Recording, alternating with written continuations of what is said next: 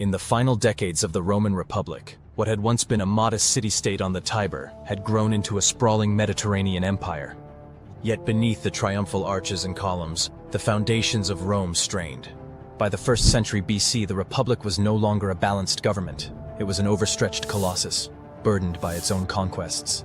Generals like Scipio, Lucullus, and Pompey had brought home gold, slaves, and stories of Eastern splendor, enriching themselves and the senatorial elite. But every victory came with hidden costs: garrisons to man, roads to build, governors to monitor. The empire's borders grew faster than its capacity to govern them. In the west, Gaul, Hispania, Illyria, Roman rule came at a steep price. These were raw, undeveloped lands with limited resources and constant need for military force. The east, by contrast, held promise. Cities like Antioch and Ephesus were already sophisticated and wealthy, with matured infrastructures and thriving commerce. Yet even the East could not solve Rome's deeper financial needs.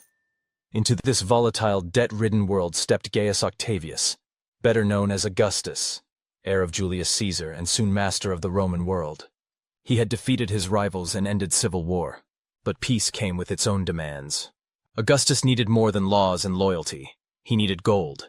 Not a one-time windfall, but a continuous, reliable flow of wealth to feed Rome, pay his armies, and fund the state. He looked east, beyond the chaos of Syria and Judea, to Egypt, ancient, fertile, and rich. It had escaped the violence of Rome's civil wars, but it was weakened from within. A land of legendary abundance ruled by the last decadent heirs of Alexander the Great. Augustus saw in Egypt not just opportunity, but salvation. Unlike the battered provinces of the West, Egypt had been spared Roman misrule. Its annual Nile floods nourished the land. Alexandria was a hub of learning and trade. Its temples were still filled with offerings, its palaces heavy with gold and silk. It was in every way Rome's last great untouched treasure. But its value was also symbolic. To conquer Egypt was to inherit the legacies of Alexander and the pharaohs. To claim not just the land, but its divine prestige.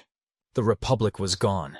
A new age had dawned, and Augustus would make sure it began not with scarcity, but with abundance. Egypt would not be treated like the other provinces. It would be the pillar upon which the new empire stood, the province that paid for the rest. While the Senate quarreled in Rome, Augustus quietly planned. He would not just conquer Egypt, he would revive it, for he knew what many did not. Empire could not survive on legions alone. It needed grain, it needed gold, it needed the Nile. Long before Augustus cast his imperial gaze eastward, Egypt stood apart. It was no ordinary kingdom. It was a cradle of civilization, steeped in divinity, cosmic rhythm, and monumental ambition. Its pyramids had already endured 2 millennia when Rome was still a village on the Tiber. Its gods, priests, and language, layered in mystery, gave Egypt an aura unmatched in the Roman world. But by the 1st century BC, this ancient realm, once ruled by Ramesses and Thutmose, was in decline. The Ptolemies, Macedonian successors of Alexander the Great, had transformed Egypt into a Hellenistic monarchy. Alexandria, their capital, was a beacon of wealth and knowledge, home to the legendary library and lighthouse. Yet behind the grandeur, rot had taken root. Succession crises, dynastic feuds, and corruption eroded central authority. The countryside suffered, canals choked, and the Nile's bounty diminished through neglect. Into this decay stepped Cleopatra VII, the last of the Ptolemies. Charismatic and politically astute, she sought to restore Egypt through alliance, not isolation. Her bonds with Julius Caesar and later Mark Antony were strategic, designed to safeguard Egypt's sovereignty. With Antony, she envisioned a rebirth of Hellenistic power, a dual monarchy of East and West. But their union drew Rome's ire. Propaganda cast Cleopatra not as a queen, but as a seductress corrupting Rome's finest general. By 34 BC, Antony granted her and their children vast territories from Armenia to Cyrenaica, the so-called donations of Alexandria. Octavian answered with war. Their fate was sealed at Actium in 31 BC. Weakened by dissent and disease, their fleet collapsed. Fleeing to Alexandria, they were pursued by Octavian's relentless campaign. Within a year, both were dead. Antony by his own hand, Cleopatra by legend's asp. When Octavian entered Alexandria in 30 BC, he did so not as a mere conqueror, but as a new pharaoh. He beheld a kingdom of fading splendor and immense potential. Yet what he truly inherited was ruin. A crippled economy, failing trade, neglected canals, and a broken tax system. Egypt, for all its mystique, contributed only 40 million sesterces in revenue, no more than Gaul, despite being richer by nature. Augustus saw beyond the dust and decay. Egypt's fertile soil, trade networks, and ports still held unmatched value. What it needed was order, Roman order. He moved swiftly. Cleopatra's treasures were seized. The temples were stripped of their offerings. The estates of the elite were confiscated. In a matter of months, Augustus filled the imperial treasury with a flood of wealth: gold, grain, spices, and silver. But this was only the beginning. Augustus sought not to loot Egypt, but to rebuild it. A well-managed Egypt, he understood, could feed Rome, connect the empire to the east, and enshrine his rule in the aura of ancient kingship. Symbolically, it was priceless. Strategically, it was indispensable. Egypt was no longer a Hellenistic kingdom. It was now the personal domain of the emperor, the beating heart of a rising imperial system. The pharaohs were gone, but their land had a new master. And unlike the Ptolemies, Augustus would not rule from palaces alone. He would rule through roads and ports, grain silos and armies. In his hands, Egypt was no longer a kingdom of gods. It was the economic engine of empire. With Egypt now firmly in his grasp, Augustus wasted no time. He knew what this conquest meant, not only to the map of the empire, but to its treasury, its markets, and its survival. The immediate wealth seized from the Ptolemaic dynasty's reserves flooded into Rome like a burst dam. Gold and silver, once locked away in the sanctuaries of Isis and Serapis, were now melted, struck, and minted into coins bearing the profile of a new kind of emperor. Not just the princeps, but the pharaoh of Rome. These coins bore more than just imperial likeness. They bore weight. With them, Augustus could stabilize a Rome weary of war, bristling with political tension, and threatened by economic stagnation. Soldiers, long left unpaid, received their donatives. Roman citizens were handed 400 sesterces each in a monumental display of imperial generosity. It was not just a political gesture, it was economic ignition. The capital, which had suffered from years of instability and erratic trade, suddenly surged with renewed vitality. Markets once starved of exotic wares brimmed with new goods. The flood of currency stimulated demand, and as prices climbed, foreign merchants smelled opportunity. From Tyre and Antioch, from the ports of Carthage to the bazaars of Damascus, caravans and ships began to make their way westward. Rome was not only alive again, it was hungry. But Augustus, ever the pragmatist, knew that one burst of wealth was not enough. Empires do not run on windfalls, they run on systems. Egypt had to be rebuilt not as a prize, but as a machine, one that could churn out grain, gold, and goods for centuries to come. The true value of Egypt was not the gold seized in Alexandria, but the wealth that lay ahead, harvested each year from the fertile Nile and carried across the empire. The annual inundation of the Nile transformed the valley into a breadbasket unrivaled in the ancient world. While Gaul provided soldiers and Spain provided silver, Egypt fed the city of Rome.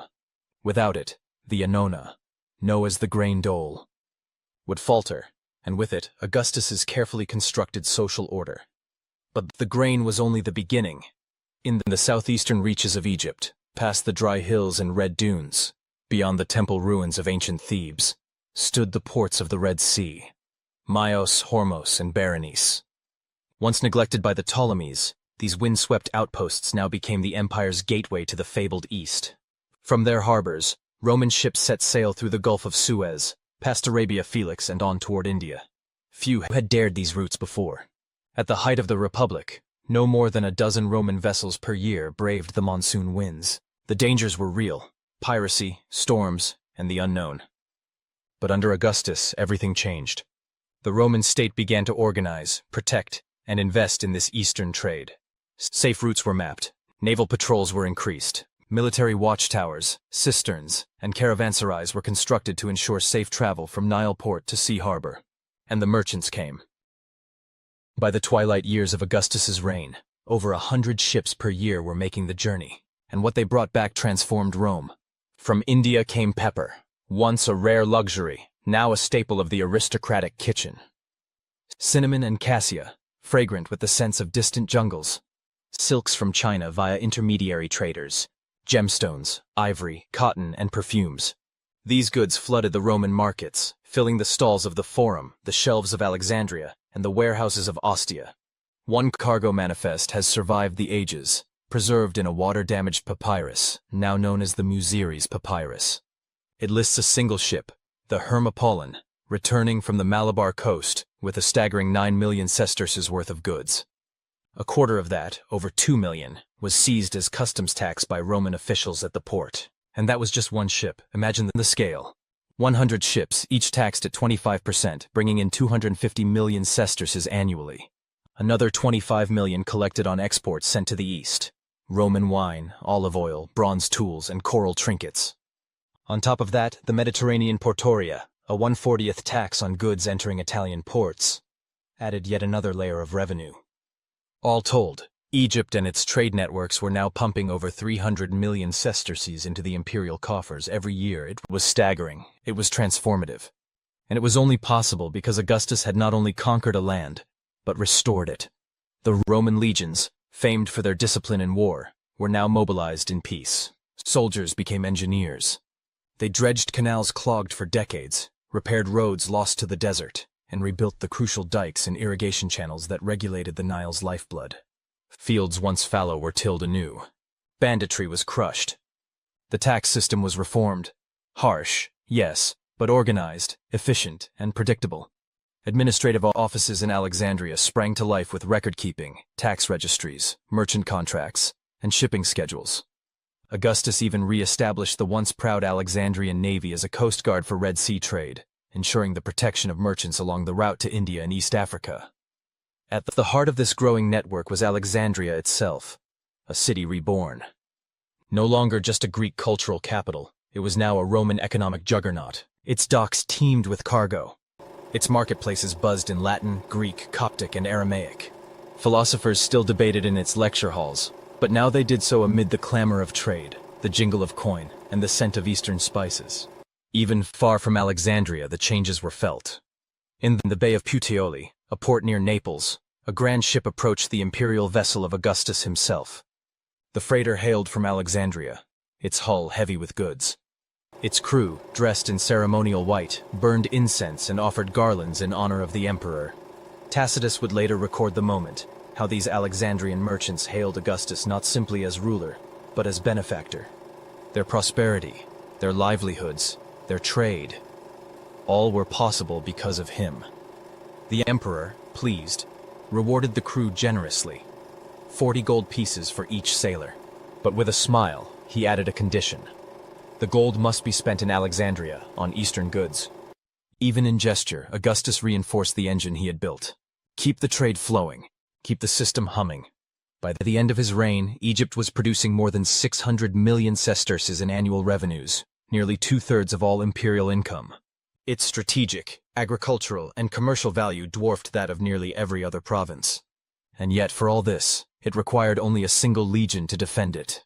It was a land of wealth without war, of output without rebellion, of grain without conquest. It had become the heart of the empire, not just the granary of Rome, but the hinge of its global trade, the financial linchpin upon which rested the future of the Pax Romana. In bread, in gold, and in spices, Egypt had proven not only its worth, but its necessity. Rome had taken a crown of papyrus and lotus, and turned it into a pillar of marble and coin. To harness Egypt's full potential, Augustus knew that military conquest alone was not enough. The province had to be rebuilt, not as a kingdom of gods and dynasties, but as a functioning limb of the Roman imperial machine. The Nile, once the sacred lifeline of pharaohs, was now to be the logistical artery of empire. Its floods would feed 1 million mouths in Rome. Its ports would connect the West with the wealth of the East. Its deserts, once barren, would yield gold, emeralds, and stone to pave the empire's path forward. But first, the land had to be healed. Years of neglect under the later Ptolemies had left Egypt's infrastructure in ruins. The great irrigation canals, once the pride of pharaonic engineering, were clogged with silt and choked by weeds. Without them, the Nile's floodwaters could not be properly managed. Fields went unplanted, harvests faltered. The rhythm of Egyptian agriculture, so long regulated by predictable inundation, had been thrown into chaos. This neglect had reverberated into famine, unrest, and economic collapse. Augustus acted decisively. He deployed the Roman legions not for battle, but for restoration. Where once they had marched against the Gauls and Parthians, now they dug canals, dredged waterways, repaired dikes, and rebuilt floodgates. The same discipline and order that made them formidable in war now made them the perfect instrument for rebuilding a civilization. The work began in the Nile Valley. Miles of ancient irrigation channels were cleared and expanded. Water wheels and sluice gates were installed to regulate the flow of the Nile's bounty across the farmlands. In regions where bandits had taken advantage of Ptolemaic weakness, Augustus established new garrisons, fortifying the countryside and enforcing Roman law with iron efficiency. But the emperor's vision extended beyond the Nile itself. To the east, in the unforgiving sands of the eastern desert, Roman engineers and surveyors were dispatched to reopen ancient trade routes and mining operations. The winding desert tracks that led from the Nile to the Red Sea were vital for eastward commerce. These roads, once traveled by Hellenistic caravans and pharaonic expeditions, were now revived with a new purpose: to carry goods from India and Arabia into the heart of the Roman economy. The stretch between the Nile city of Koptos and the Red Sea port of Myos Hormos became a corridor of intense development. Strabo, the Greek geographer who traveled during this time, noted the improvements: military outposts to protect travelers, watchtowers every few miles, and, most importantly, cisterns filled with fresh water placed at regular intervals along the route. In a region where thirst had always been deadlier than the sword, these cisterns became lifelines. The Red Sea ports themselves were transformed. Myos Hormos and Berenice Troglodytica were expanded, fortified, and organized into key nodes of Roman maritime power. Warehouses, naval docks, customs stations, and garrisons turned these dusty harbors into bustling trade hubs. Merchants arriving from India or East Africa were greeted not by chaotic city-states, but by Roman order, contracts, taxation, and law. The mines of the eastern desert were another treasure Augustus refused to leave untapped. Emeralds were pulled from the arid mountains near Mons Smaragdus, destined to adorn the robes and crowns of Roman elites. Gold and precious gems were extracted from long-abandoned shafts, as Roman miners, many of them convicts or slaves, worked under brutal conditions to feed the empire's demand for luxury and coinage. The decorative quarries of Mons Claudianus and Mons Porphyrites were reopened to provide the empire's architects with prized materials: polished black granite and imperial purple porphyry, used in columns, temples, and imperial thrones. This labor was not without a system. Augustus relied on Egypt's long-established bureaucratic tradition to manage this immense workload. The early Ptolemaic kings had built a sophisticated administrative framework based on temple scribes, Greek-speaking officials, and village headmen. Rather than dismantle this system, the Romans absorbed and refined it. Local officials remained in place but reported to new Roman prefects. Taxation was regulated, censuses were standardized, and grain shipments to Rome were carefully calculated. The efficiency of this administrative blend was astonishing. Under Augustus's restored Egypt, the number of ships sailing from Roman Egypt to India leapt from fewer than 20 per year to over 120. This dramatic rise meant an equally dramatic increase in revenues, not only from goods but from the taxes imposed upon them. It was this infrastructure, this combination of canal, road, mine, and port, that transformed Egypt from a conquered land into the empire's most valuable province. Revenues flowed not only from its grain harvests, but from the very veins of its earth and the vast reaches of its trade. It was not wealth seized in war. It was wealth sustained through governance, and this transformation did not go unnoticed. Roman citizens in the capital began to feel the difference. Bread was more abundant, trade goods more varied. Merchants from India, Nabatea, and Aksum appeared in Roman markets. New markets sprang up in Ostia, Puteoli, and Rome itself. Alexandria, meanwhile, emerged as one of the great emporiums of the ancient world, second only to the capital. Egypt, once governed by decadent dynasts, now pulsed with organized Roman vigor. It became the province that set the standard for what imperial administration could achieve when applied with precision, discipline, and ambition. Roads were no longer just paths, they were arteries. Ports were no longer just gates, they were lifelines. And the Nile was no longer just a river. It was the axis on which the Roman economy turned. The The restoration of Egypt under Augustus was not merely an imperial project. It was a declaration, a message to Rome, to the provinces, and to history itself. That empire was not merely conquest. It was endurance, it was structure, it was civilization. And so, under the blazing sun of the desert and the gentle rise of the annual flood, Egypt was reborn. Not as a kingdom of the gods, but as the economic heart of a global empire. By the time Augustus reached the twilight of his reign, it was no longer an exaggeration to say that Egypt had become the very heart of the Roman Empire. Not just a jewel in the imperial crown, but the economic engine that sustained the marble halls of Rome, the legions stationed on far-flung frontiers, and the grain-hungry stomachs of over 1 million urban dwellers. It was no accident. This transformation was the fruit of careful policy, ruthless reform, and relentless organization. Egypt was now more than a province. It was the emperor's personal domain, his private treasure, administered not by senators, but by a class he trusted more, the equites, or equestrian order. In a sharp departure from traditional provincial governance, Augustus ensured that Egypt's governor would never be a senator. No patrician, no political rival, could set foot in Egypt without imperial approval. This was a strategic necessity.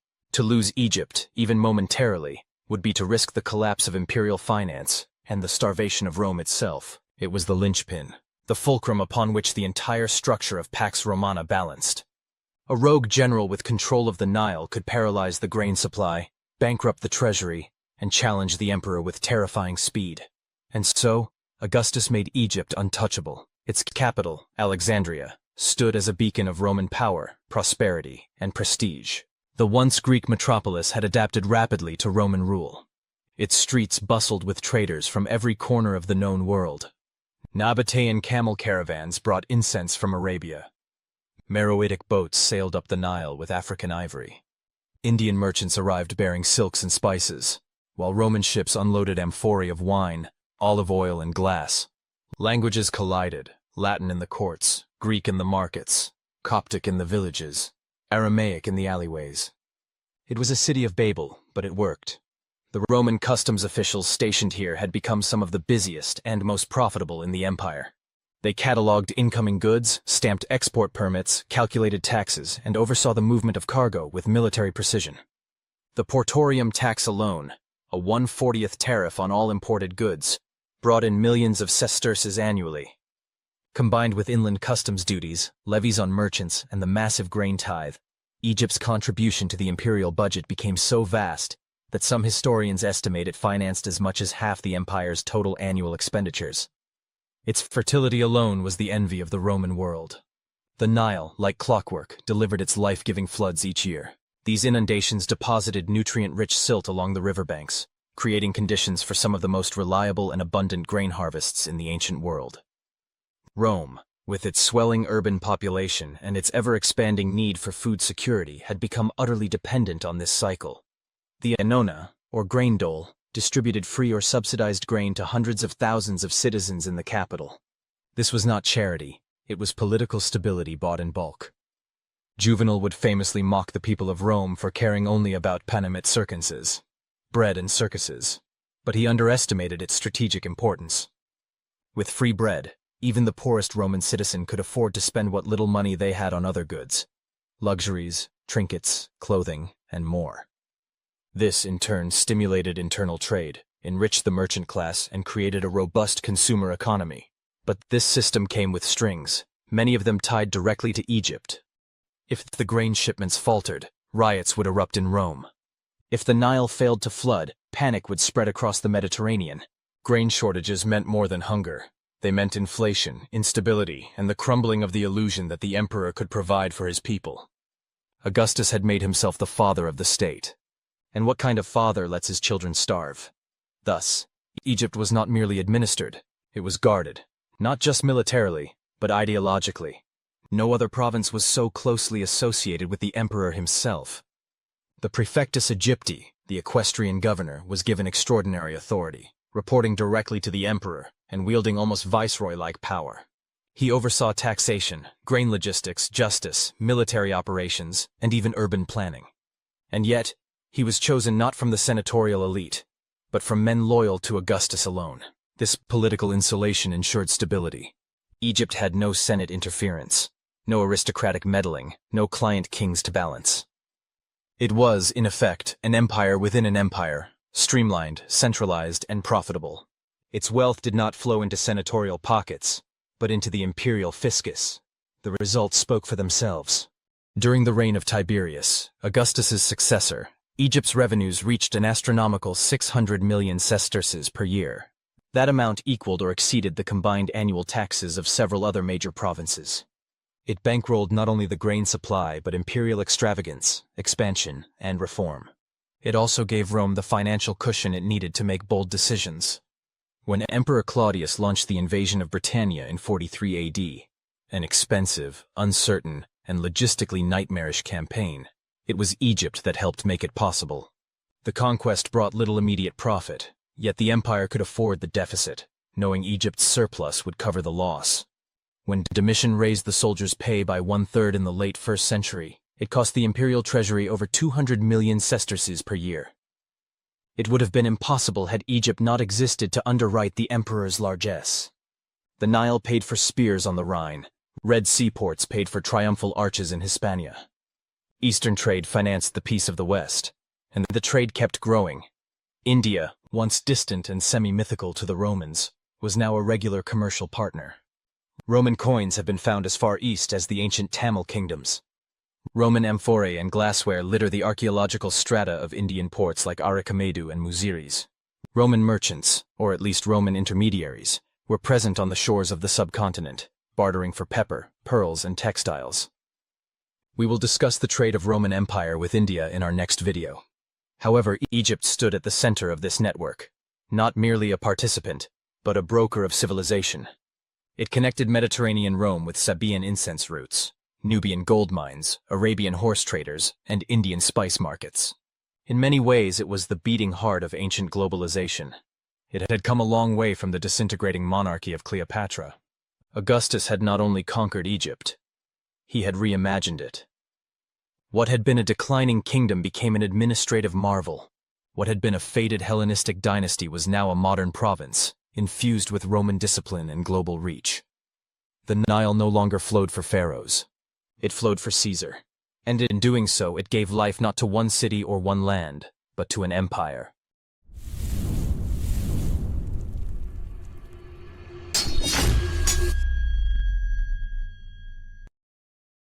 In our previous episode on the economic rise of the Roman Empire, we explored how Egypt, rich in grain, gold, and administrative brilliance, became a cornerstone of imperial prosperity. But beyond the fertile Nile and desert mines, it was trade that truly transformed Egypt into Rome's eastern gateway. Strategically positioned, the province became a vital artery for commerce flowing between the Mediterranean and the distant lands of the East. In this episode, we delve deeper into that story, examining the sea routes that connected Rome to India, the history behind this maritime network, and the exotic goods that reshaped the Roman economy. Welcome to our exploration of the Red Sea trade route, the Indian Ocean connection, and Rome's far-reaching embrace of global commerce. Beyond the deserts of Arabia and the shifting tides of the Red Sea lay a land the Romans only dreamed of, a place whispered about in markets, debated in senatorial halls, and etched into the ambitions of emperors. To Rome, India was not just a distant territory.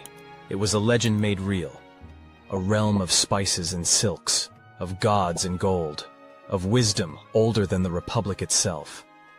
By the 1st century AD, the Indian subcontinent rivaled the Roman Empire in population, power, and prestige.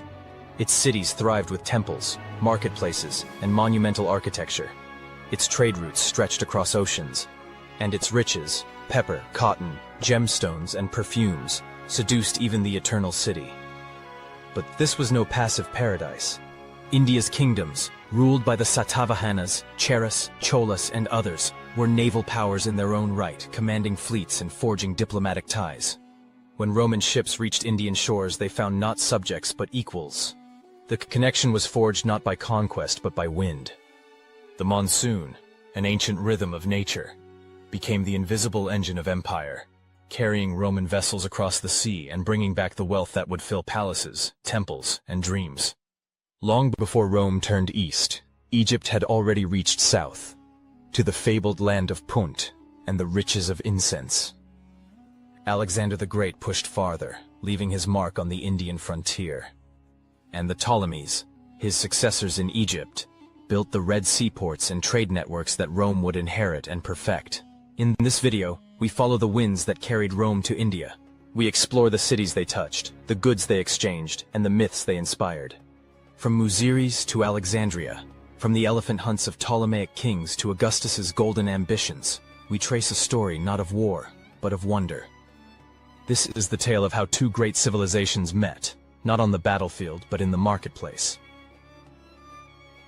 When Augustus became master of Egypt after the Battle of Actium in 31 BC, he did not merely inherit a province, he acquired the most strategically placed launchpad for eastward trade in the known world. With Alexandria as the western anchor and the Red Sea ports as eastern gateways, Augustus now stood poised to bridge the wealth of India with the heart of the empire. And all of it would ride the monsoon winds. The key to this transformation lay in a natural phenomenon long exploited by Indian, Arabian, and East African sailors, but only now truly appreciated by the Romans: the seasonal monsoon system. These winds were the silent engineers of antiquity's maritime revolution. From May to September, they blew powerfully from the southwest, pushing ships across the Indian Ocean toward India's western coasts. Then, from November to March, they reversed, from the northeast carrying ships home to the Red Sea. What had once taken months of coastal hugging and uncertain navigation was now a matter of weeks, sometimes even fortnights, on the open sea. With this new understanding, Rome leapt forward. Under Augustus' orders, infrastructure was revitalized. The port of Myos Hormos, closer and more accessible than Berenice, became the chief embarkation point for Indian trade. From the Nile city of Koptos, Roman merchants and camel caravans trekked across the eastern desert, guided by military patrols and protected by fortified stations. Water cisterns were dug at regular intervals, and watchtowers with signal fires warned of bandits or sandstorms. What had once been a perilous journey became, under the Roman system, a calculated operation. Roman ships, sturdy, broad-beamed merchantmen known as monsoon ships, set sail from Myos Hormos each summer, catching the southwest wind toward Barbaricon, Barigaza, and Muziris. These Indian ports, located along the Indus and on the Malabar coast, were the welcoming arms of ancient India's trade empire. When Roman ships arrived, they found not primitive docks, but thriving cities bustling with merchants, scribes, tax collectors, and priests. Gold and silver changed hands rapidly, for India accepted bullion, not barter, and in return came cargoes of unimaginable richness. The Roman fascination with India was more than mercantile, it was mythical. In Roman literature and court gossip, India became a realm of paradoxes and dreams. It was said that the trees wept perfume, that snakes guarded hoards of jewels, and that its people, though exotic, were governed by reason and justice. Pliny the Elder, in his encyclopedic natural history, marveled at the scale of trade. He estimated that over 50 million sesterces in gold and silver flowed to India each year in exchange for spices, gems, silks, ivory, and incense. One document, known as the Muziris Papyrus, offers a rare window into the details of this exchange. It records the cargo of a single Roman merchant ship, the Hermopolitan, which had docked at Muziris. Its contents were staggering: 135 tons of black pepper, 83 tons of malabathrum, Indian cinnamon, hundreds of elephant tusks, over 3 tons of tortoise shell, and cases of nard, a rare aromatic oil. The total value of this one shipment exceeded 9 million sesterces, and it represented only a fragment of the larger trade stream. Multiplied by the over 120 ships sailing annually during Augustus's reign, the scale of Roman-Indian commerce becomes awe-inspiring. Indian ocean trade was no longer the domain of elite adventurers. It was the lifeblood of the Roman economy. Eastern luxuries now filled Roman homes. Pepper in every dish, silk in every cloak, sapphires in every ring. But with this affluence came a dilemma. Pliny, while admiring the exotic products of the East, also expressed alarm. He warned that Rome was hemorrhaging precious metals, bleeding its wealth into the East without equivalent return. India, China, and Arabia take from our empire 100 million sesterces every year, he lamented, so that we might drape our women in purple and perfume our breath with spices. Rome, he feared, was consuming itself in luxury. Still, the empire did not turn back. It adapted. Roman traders began to build semi-permanent communities in Indian ports. negotiating directly with local rulers, bypassing intermediaries, and even learning local languages. Roman coinage, especially the gold aureus and silver denarius, circulated widely across India, often hoarded in temples and palaces. Indian artisans began to imitate Roman amphorae, statues, and glassware, and Indian spices gained a semi-divine status in Roman medicine and cuisine. In return, Indian rulers received Roman armor, glass, wine, and, most importantly, recognition. Trade embassies passed between Indian courts and Roman governors. Some Indian kings even sent gifts to Augustus himself. Coins from this period bear legends in Latin and Prakrit alike, celebrating the friendship between Caesar and the Maharaja. What had begun as a monsoon-aided voyage had evolved into a global exchange of power, prestige, and philosophy. The Indian subcontinent, once an unreachable land of legend, was now entangled in the rhythms of Rome, prestige, and philosophy. The Indian subcontinent, once an unreachable land of legend, was now entangled in the rhythms of Rome, and with every ship that sailed from Myos Hormos to Muziris and back again, the two ancient worlds grew ever closer. As the sails of Roman ships crested the horizon of the Indian Ocean and slipped into the bustling ports of India's west coast, they came not as invaders, but as supplicants of commerce. These were not fleets of war, but fleets of desire, driven by a hunger not for conquest, but for the exotic, the rare, the irreplaceable. India had what Rome craved, and what it offered, no other land could match.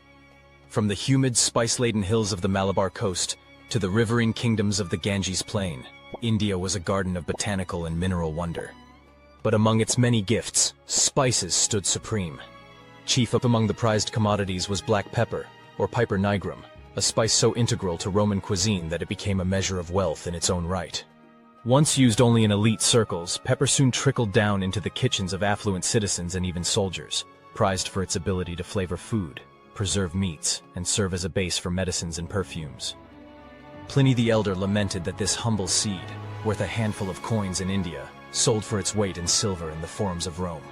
Next came Malabathrum, the aromatic leaf from the cinnamomum family, found in the forests of Assam and Bengal. Its oils were distilled into perfumes and unguents, used not only to scent Roman baths and banquet halls but also to anoint emperors and gods. Nard, a rare root-based perfume from the Himalayas, was another sacred import, reserved for the temples of Vesta and the tombs of the aristocracy. From the jungles came ivory, carved into furniture, statues, and ceremonial objects. The tusks of Indian elephants, longer, denser, and whiter than their African cousins, were especially valued.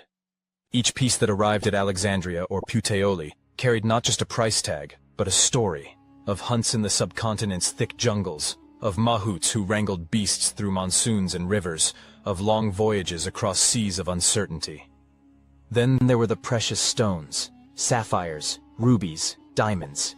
Indian mines, especially in Golconda and the Deccan Plateau, offered a trove of gemstones unlike any Rome had seen. The Roman aristocracy adopted these stones as symbols of divine favor and imperial grandeur. Worn in rings, crowns, and ceremonial armor, they were declarations of wealth and worldliness. Even the emperors were not immune. Augustus was known to wear a ring with a stone carved in India, delicate, bright, and as enduring as his reign.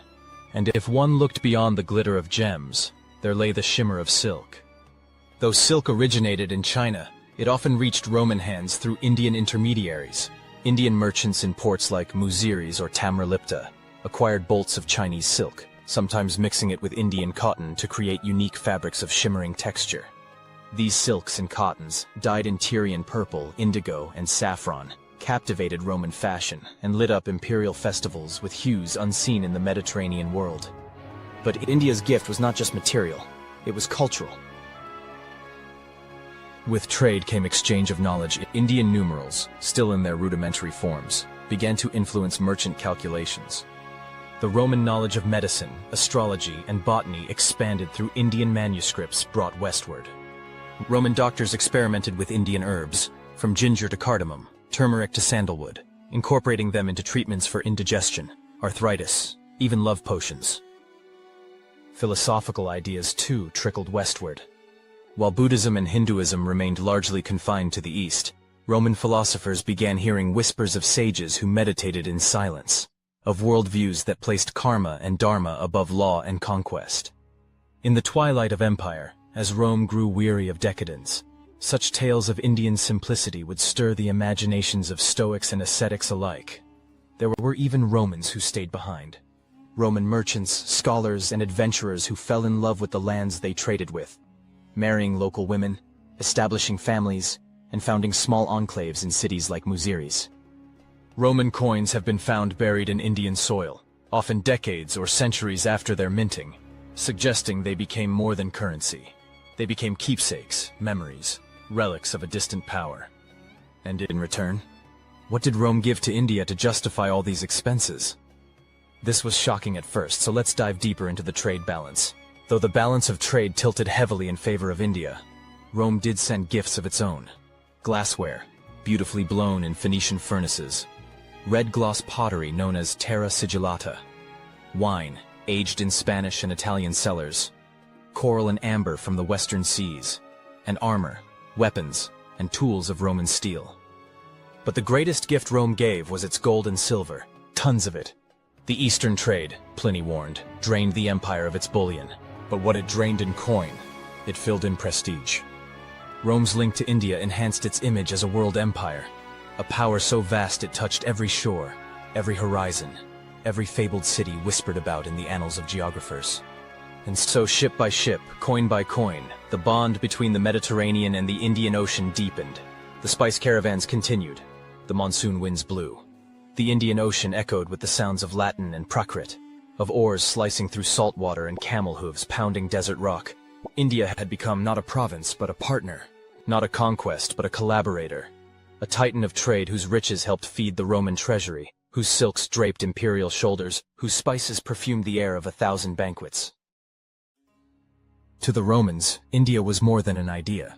It was a destination, and in this vast subcontinent, Muziris was the gateway. The Greeks and Romans called it Muziris, the Tamils Muchiri, and Arab traders simply referred to it as the Pepper City. Its location was ideal, protected by backwaters, linked to the Periyar River, and surrounded by fertile lands and spicy-laden hills. Roman ships arrived by the dozens during the monsoon, their sails black with soot and hulls packed with silver. They anchored in Muziri's deep-water harbor and disgorged their cargo. Coin, coral, wine, glassware, and slaves. In return, they took on black pepper, cardamom, malabathrum, pearls, ivory, cotton, indigo, and even artworks and statues. At times, Roman traders were so numerous that Latin was heard alongside Tamil and Prakrit in the market squares. It was here that East met West, not in war, but in trade and in awe. To step into Muziris in the 1st century AD was to enter a storm of color, noise, and scent. The fragrance of black pepper, freshly harvested from the forest hinterlands, drifted through the air, mingling with the smells of cardamom, cinnamon, and ghee. Elephants lumbered through crowded alleys, ivory tusks capped in gold. Merchants shouted in Tamil, Prakrit, Aramaic, and Latin, bartering in every tongue under the sun. Roman traders, though strangers, were not rare. Coins stamped with the visages of Augustus, Tiberius, and Nero were found in droves here, buried in temple hoards or lost in market squares. Roman amphorae, once filled with wine and olive oil, were unearthed near Indian homes, reused for spices or water storage. Roman glassware, light blue and impossibly delicate, decorated local altars and households. It was clear. Rome had come not as an invader, but as a guest, and a wealthy one. The Muziris Papyrus, a remarkable surviving document discovered in Egypt, offers a priceless glimpse into this trade. It describes a merchant ship called the Hermopolis docking at Muziris and loading a stunning cargo: 135 tons of pepper, 83 tons of malabathrum oil, 60 cases of nard, elephant tusks, tortoise shells, and jewels. The value of this single shipment was astronomical. Its taxes alone worth more than a provincial governor's annual salary, and this was only one ship. Strabo recorded over 120 Roman merchant vessels sailing annually from the Red Sea to India, many of them docking at Muziris. If even a fraction of them matched the Hermopolis haul, the total volume of commerce between Rome and India was staggering. To reach the city of Muziris, Roman merchants endured a journey of epic proportions. From Alexandria, their goods were sent up the Nile to Koptos, then overland across the eastern desert to Myos Hormos, or Berenice, the Roman Red Sea ports. From there, they waited for the southwest monsoon. With the seasonal winds at their back, they would set sail into the open waters of the Indian Ocean, traversing thousands of kilometers in fast-moving merchant ships. The journey was not without peril. Pirates, storms, reef-laden coasts, and scurvy were constant threats, but the reward was too great to ignore. A successful voyage to India could double or triple an investor's fortune, and the social prestige of being a merchant in this elite trade was almost imperial. To command a ship to Muziris was to wield a kind of soft power, economic clout that shaped senatorial fortunes and imperial policy. It was no wonder, then, that the emperors themselves took interest. Augustus, Tiberius, and later Hadrian all enacted policies to regulate, tax, and protect this eastern trade. The revenues were vital, funding everything from legions on the Rhine to grain subsidies in the capital. Roman prefects in Egypt became de facto overseers of the India trade, ensuring customs collections were smooth, shipping schedules were maintained, and piracy was kept at bay. Yet, even as Rome gained, it remained humbled. For all its power, it never controlled the trade. It merely participated. India remained an equal in this equation, not a subject, and Muziris was the altar on which this mutual exchange was consecrated. As the first century turned into the second, the volume of trade only increased. Muziris became the linchpin, the golden vein through which Rome drew its spices, silks, and jewels. The city, like Alexandria or Antioch, took on a mythic character in Roman minds, a place of endless pepper, untold riches, and wise men from the east. Yet, as with all golden ages, time would bring change. Silting rivers would eventually choke Muziris' harbors. Political upheaval and the rise of new ports like Kolam and Calicut would shift the balance of power. The sea itself, ever shifting, would redraw the coastlines. But during its prime, for nearly 2 centuries, Muziris was a cornerstone of the Roman economy, a glittering jewel at the edge of empire. Here, in the humid air of India's southern coast, Rome found a reflection of its own glory. And in the mirrors of trade, ideas, and faith, a bridge was built between 2 of the greatest civilizations the world had ever known. But Muziris was also vulnerable. By the 3rd century AD, a massive flood, or perhaps an earthquake, silenced its harbor. Sand silted the once great port. Traders shifted north to Barbaricon, or south to Nelsinda. The Roman presence in India began to ebb, not from conquest or rebellion, but from the quiet, inexorable hand of nature. And yet, for over 2 centuries, Muziris stood as Rome's window into India, a singular place where 2 great civilizations met not in war but in commerce. But, for now, let's go more in depth at how all this web of commerce functioned. As Roman ships vanished beyond the Red Sea each spring, drawn by the rhythm of the monsoon, they did not sail in vain. When they returned in autumn, their cargo told a tale not just of commerce, but of the luxuries that came to define the grandeur of Rome. Among all the goods from India, none held such sway as pepper. Harvested from the lush vines of the Malabar coast, it became a staple in Roman kitchens, used to flavor meats, wines, even honeyed sauces. Roman physicians praised it, perfumers bottled it, and senators debated its cost. By weight, it rivaled silver. The Muziris papyrus records a single shipment aboard the Hermopolis carrying over 135 tons. With over 100 such ships sailing annually, Rome may have consumed up to 16,000 tons of Indian pepper each year. Yet beyond the culinary, pepper was symbolic. Owning it was a mark of status, an aromatic display of wealth and reach. Even Emperor Tiberius once lamented, "We drain our silver to flavor our meat." Close behind pepper came Malabathrum, the bay leaf of the East. Sourced from Himalayan forests, its oil became a prized perfume, burned in temples, worn by elites, and carried along trade routes from Alexandria to Antioch. Its scent lingered on the skin and in the memory, a whisper of distant jungles and monsoon lands. The Hermopolis again lists vast quantities of it, underscoring its status as mass luxury in Rome's global marketplace. India's jungles offered more than aroma. From them came ivory, harvested from elephants and shaped into combs, figurines, and religious icons. Ivory furniture and sculpture adorned elite Roman villas, and even the emperor's throne, Sella Iburnea, was carved from this pale treasure. Pearls from Tamilakam and Sri Lanka added glitter to Roman wardrobes. So valued were they, that Pliny the Elder remarked bitterly, that a woman's ears could carry the spoils of a province. Roman demand for pearls was insatiable, and Indian divers labored ceaselessly to meet it. Textiles, too, carried the mark of India. Fine cotton, woven in Madurai, reached Roman markets dyed in hues of indigo, saffron, and crimson. Known as venti, these garments were light and breathable, a welcome contrast to the coarse fabrics of the West. Even Seneca, ever the Stoic, admitted owning clothing so soft it could have been made of mist. Indian ports like Muziris and Barbaricon also served as intermediaries for silk from China, blending threads of East and West into a shared fabric of desire. From the forests and coasts came not only goods, but wonders. Tigers, unknown in the Roman world, prowled amphitheaters and dazzled crowds. Rhinoceroses, once mythical, were paraded in triumphs.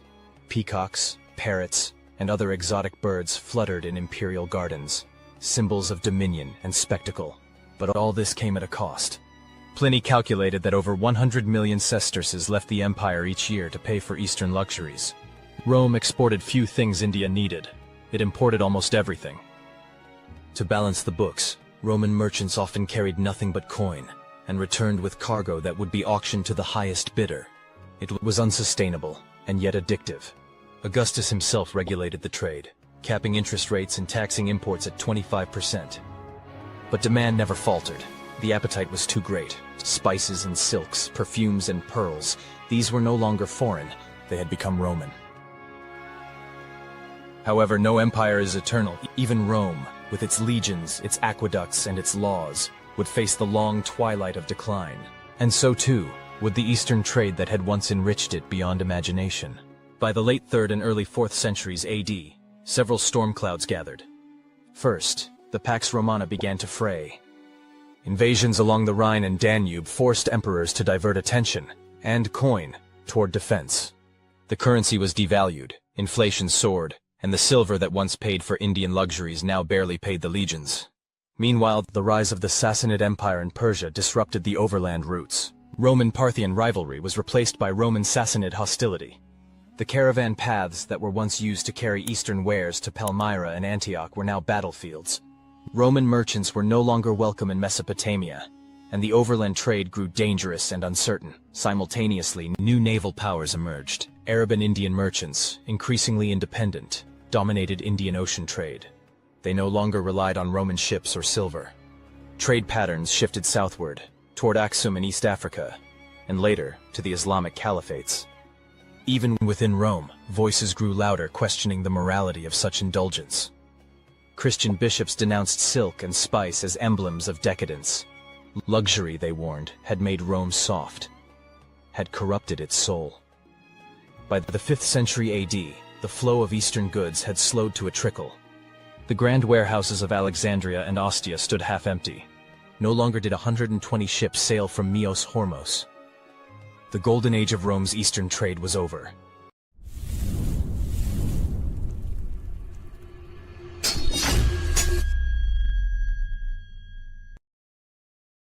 The Roman world was a vast network of trade and power, stretching from the cold forests of Germania to the deserts of Syria, from the misty shores of Britannia to the mighty Nile in Egypt. But the empire's reach did not end where its legions stopped marching.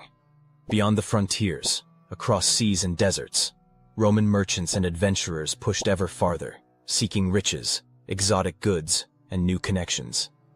Most Romans thought of Egypt as the farthest southern limit of their world. To them, the Red Sea marked the boundary between civilization and the unknown. Yet this was far from true. Beyond the desert and the familiar waters of the Nile, beyond the bustling port of Alexandria, there were thriving trade routes that connected Rome to distant African lands far to the south. And so today, we set sail with these daring Roman sailors, following them along the rugged eastern coast of Africa. Together we'll uncover the treasures, the kingdoms, and the people they encountered in a story where ivory, tortoiseshell, myrrh, and obsidian became as valuable as gold. But before we embark on this journey, if you enjoyed this video into Rome's far-reaching trade, don't forget to hit the like button. It really helps the channel grow. Share your thoughts or questions in the comments. We love hearing from you. And of course, make sure to subscribe and ring the bell so you won't miss our next dive into history. Now, back to the Red Sea and African trade routes. For centuries before the Romans, these waters had been highways of commerce. As early as the 15th century BC, during the reign of Pharaoh Hatshepsut, the Egyptians were already sailing down the Red Sea, bypassing their Nubian neighbors and trading directly with lands further south. Reliefs from Hatshepsut's temple at Deir el-Bahri show exotic goods being brought back: gold, ivory, incense trees, and animals, from the mysterious land of Punt, believed to be located somewhere in modern Eritrea or Somalia. For the Egyptians, the Red Sea was a lifeline to wealth and prestige. Later, the Ptolemies, the Greek rulers of Egypt after Alexander the Great, continued this maritime tradition. They sent expeditions down the African coast to hunt elephants for their armies, as well as to establish trading stations and forts. Greek geographers such as Agatharchides wrote about these ventures, describing both the dangers of the sea and the wonders that could be obtained. By the time Rome absorbed Egypt into its empire under Augustus, these routes were already ancient, tried and tested by centuries of Egyptian and Greek sailors. For the Romans, the logic was clear. Shipping by sea was about 30 times cheaper than hauling goods over land. This meant that even modest cargoes could yield immense profits. The Red Sea thus became a golden artery of commerce, linking the empire to the relatively untapped markets of sub-Saharan Africa and beyond. Roman cargo ships didn't need to be massive galleons. Even small vessels could make fortunes, because much of the produce, such as frankincense, myrrh, cinnamon, and other aromatics, was light, precious, and easy to transport. The winds favored them as well. Captains could sail south almost any time between January and September, but most preferred to wait until late in the season, after their counterparts had already caught the monsoon winds eastward to India. Knowledge of these wind patterns, carefully recorded by sailors and compiled in works like the Periplus of the Erythraean Sea in the 1st century AD, gave Roman merchants an edge in timing their voyages. Sailing down the coast, the first major stop was Ptolemais Theron, Ptolemies of the Hunts, founded by Ptolemy II Philadelphus in the 3rd century BC. It was one of several hunting outposts he built to support elephant capture operations. According to tradition, a Greek general named Eumedes established the station by seizing a rare patch of fertile land along an otherwise barren coast. At first, the local inhabitants resisted fiercely, but Eumedes responded with generosity, sharing food, gifts, and protection. Over time, hostility softened into cooperation, and the settlement grew into a vital port of trade and hunting. Imagine being a Roman merchant arriving there. The sight of palisades, storage huts, and elephant corrals, with locals and Greeks mingling, would have been both strange and familiar. A reminder that Rome was inheriting not just land, but centuries of established trade customs. Further south lay something remarkable: the first great sub-Saharan kingdom known to Rome, the Kingdom of Aksum, located in what is now Ethiopia and Eritrea.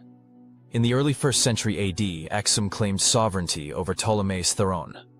While the heart of this kingdom lay inland among the fertile highlands, its most important maritime trading hub was the port of Adulis, some 340 miles, or about 5 days' sail, south of Theron. Legends claimed Adulis had been founded by Egyptian slaves who fled their masters, but in reality it was likely another old Ptolemaic hunting station that blossomed into a thriving center of trade. By the time of Augustus, Adulis was bustling with activity. African traders brought ivory, rhinoceros horn, hippopotamus hides, tortoise shells, gold dust, and even slaves to its markets.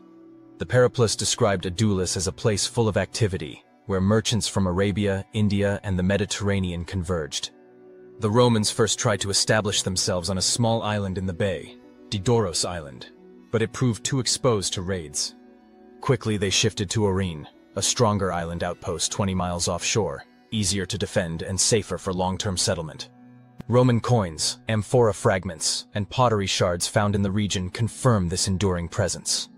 It was here that Romans first encountered one of Aksum's most prized exports: turtle shell.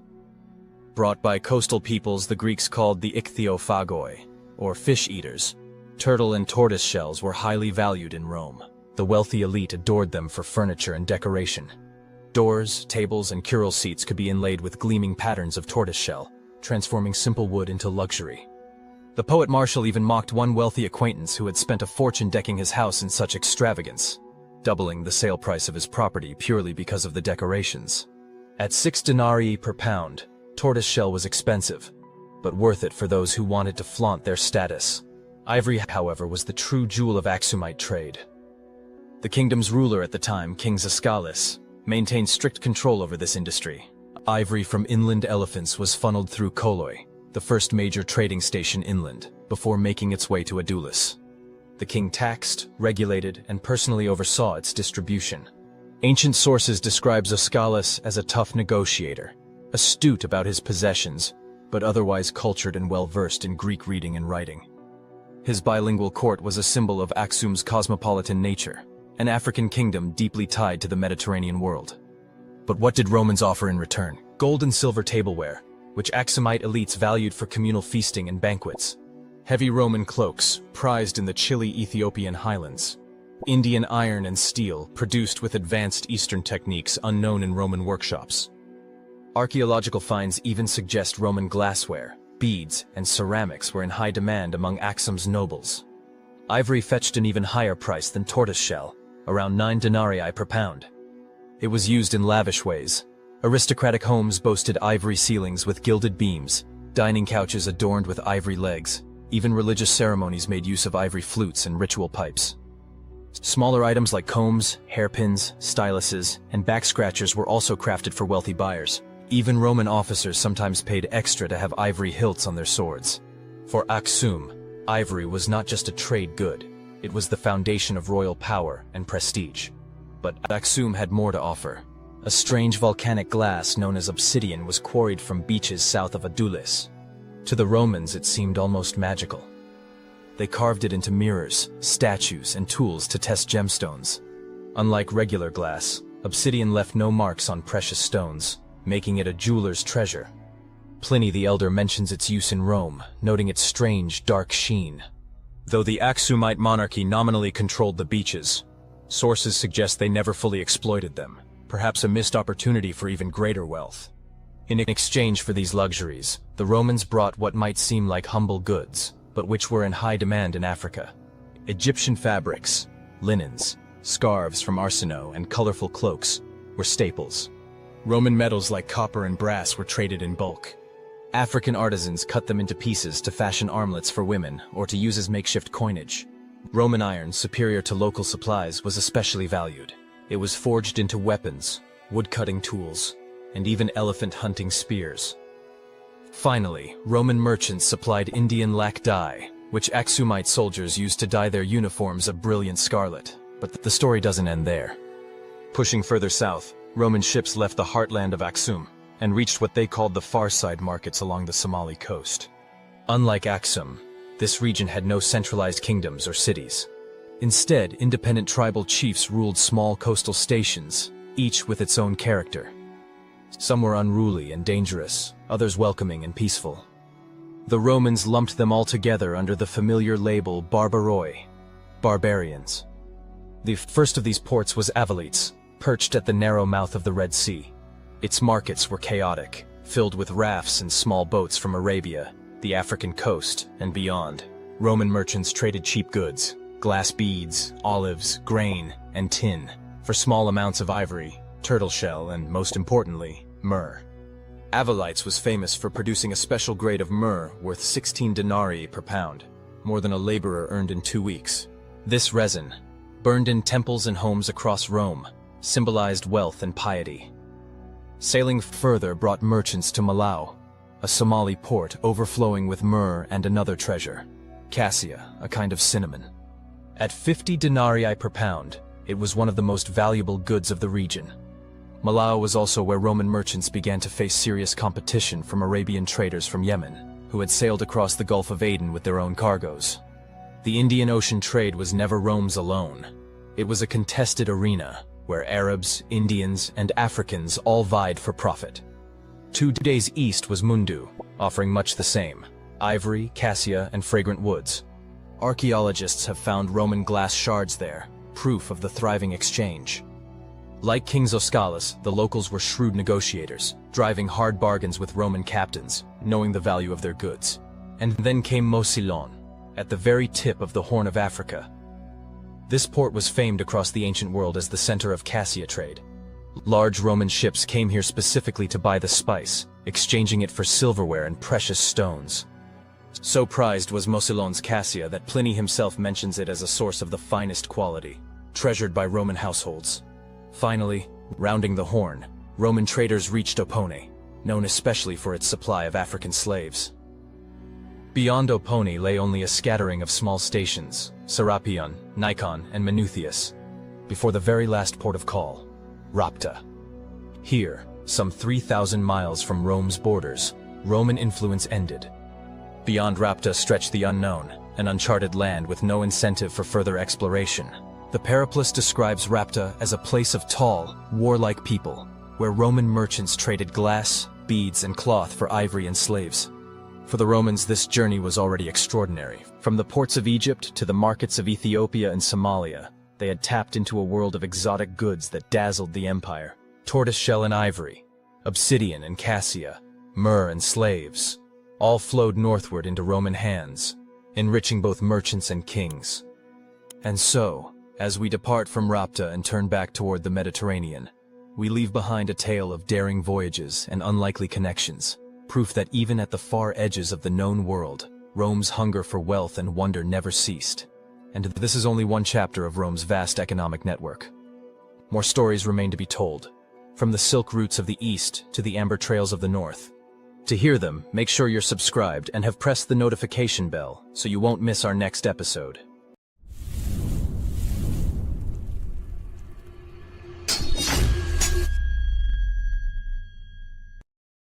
In our last episode on the economic and trading history of the Roman Empire, we explored the remarkable encounters between Roman sailors traveling down the Red Sea and the peoples of the eastern African coast. These journeys revealed how the empire's insatiable appetite for exotic goods drove it to the very edges of the known world.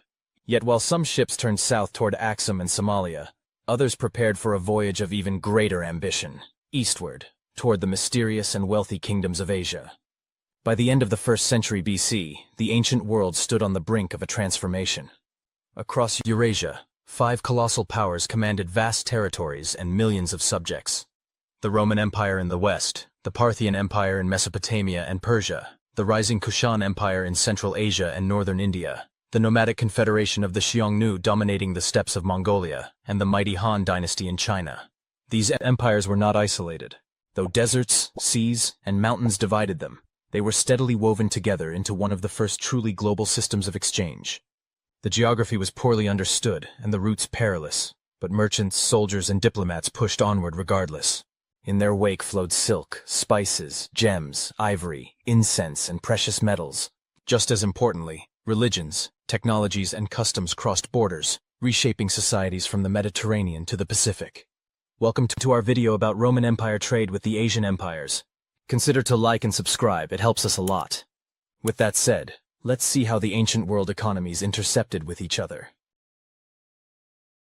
Picture a caravan departing from Antioch, one of the crown jewels of the eastern Roman provinces. Merchants packed amphorae of wine, Syrian glassware, and finely worked silver into wooden crates.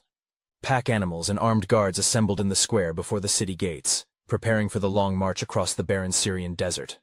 Their immediate destination was Palmyra. To most Romans, Palmyra was an oasis outpost, but in reality it was far more.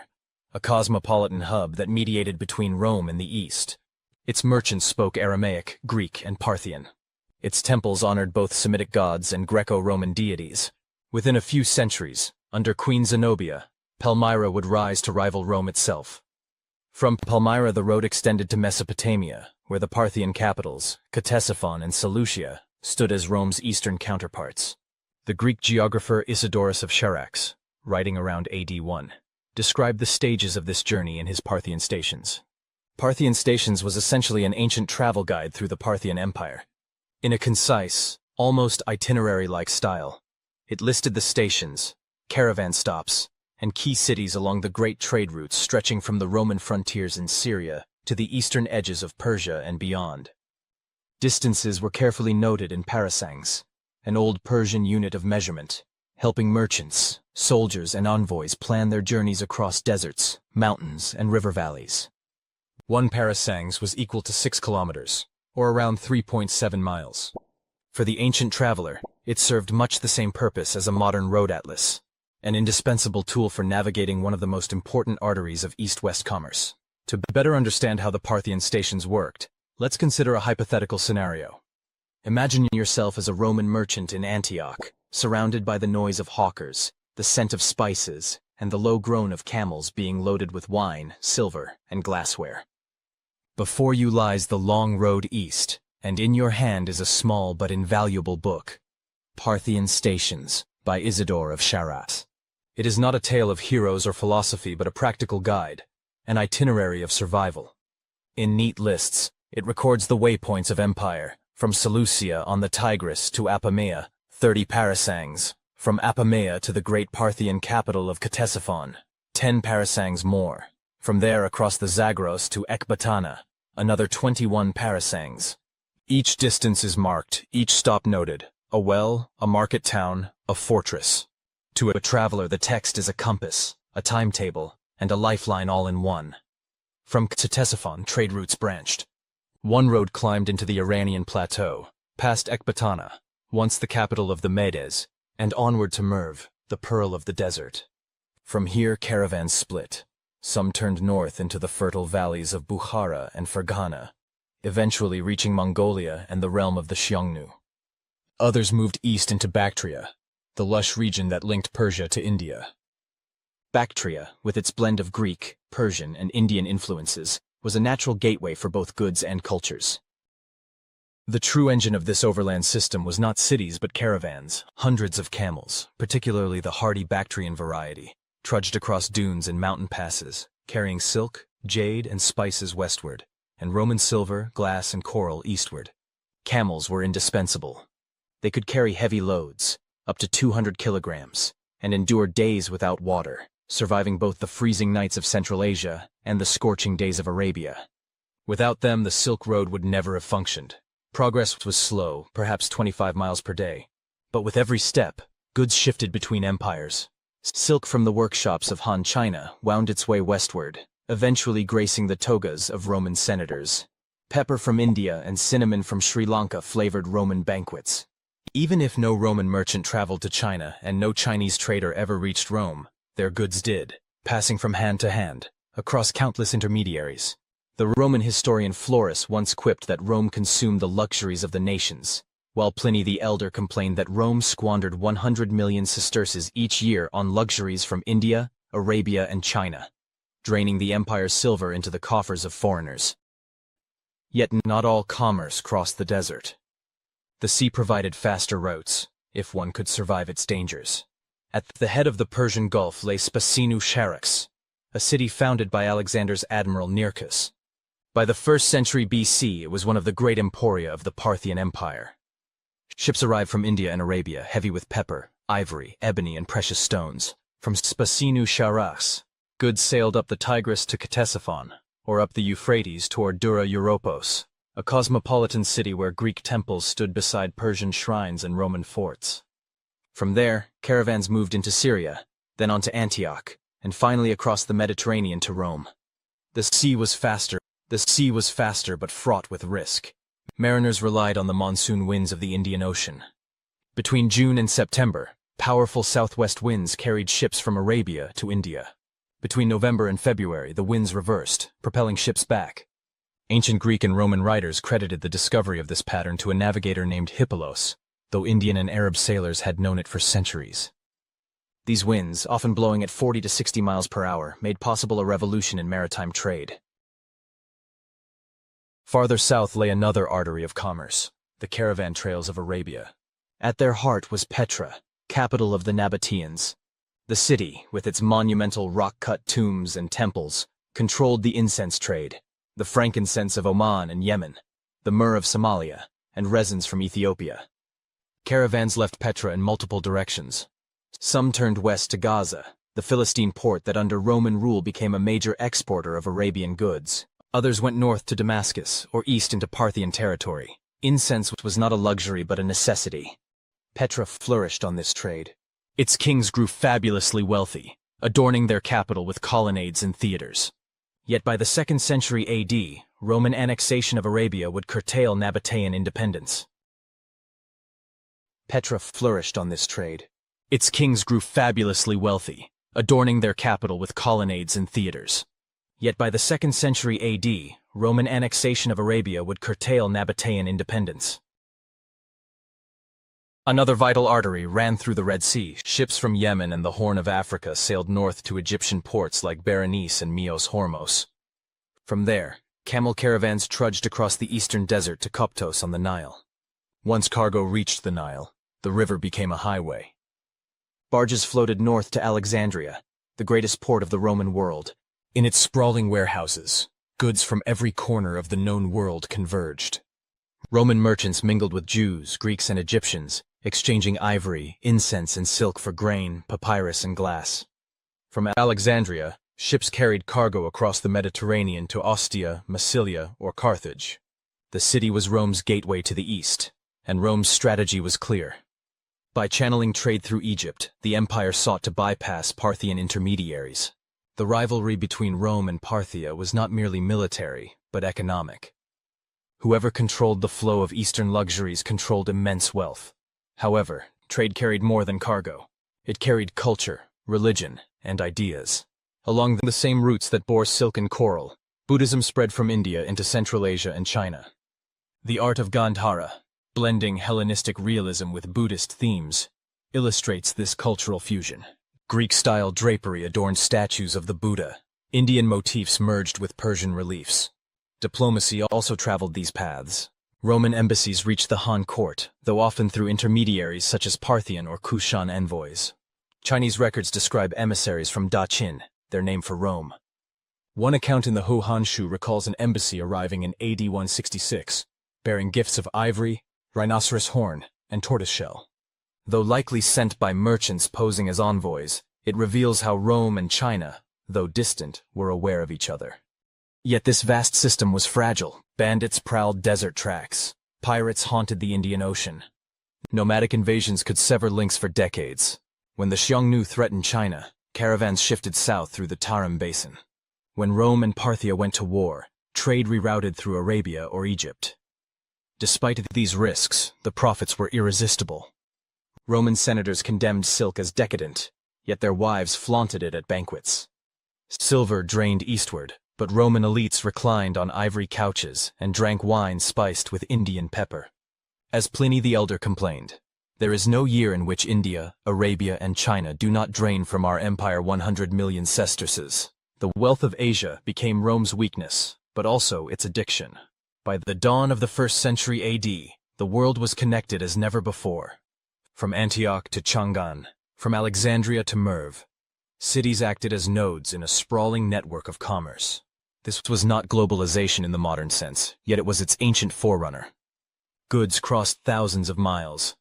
Ideas leapt across borders. Civilizations touched at their edges. Roman emperors, Parthian shahs, Kushan kings, nomadic khans, and Han emperors all participated, willingly or not, in this shared economic ecosystem. Each empire sought to profit, to tax, to control, but none could exist apart from the others. By the end of the 1st century BC, international trade among the Roman, Parthian, Kushan, Xiongnu, and Han empires had created a system that spanned continents. Rivers and deserts, seas and mountains, camels and monsoons, all combined to carry wealth and ideas across thousands of miles, in the caravanserais of Central Asia, in the harbors of the Persian Gulf, in the markets of Petra and Alexandria. This interconnected world came alive. The silk that draped Roman senators, the incense that perfumed Roman temples, the gems that adorned Roman matrons, all came from beyond the empire's frontiers. This was the world's first great experiment in globalization. Fragile, dangerous, costly, yet transformative. It reshaped every empire it touched, binding them together in a web of trade, rivalry, and cultural exchange that endures in memory to this day.